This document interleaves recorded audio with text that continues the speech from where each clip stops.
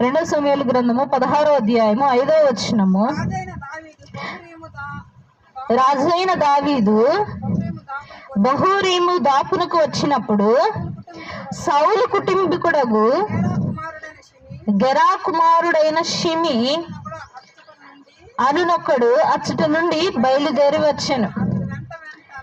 అతడు వెంట వెంట నడుచుచు దావీదును శపించుచు జనులందరూ బలాఢ్యులందరూ దావీదు ఇరు పార్శ్వముల నుండగా రాజైన దావీదు మీదను అతని సేవకులందరి మీదను రాళ్ళు రువ్వుచూ వచ్చాను. ఏం చేస్తున్నాడు? దావీదు చుట్టూ కూడా బలాఢ్యులు ఉన్నారు.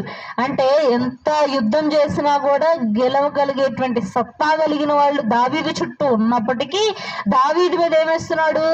రాళ్ళు వేస్తూ ఏమని శపిస్తున్నాడు?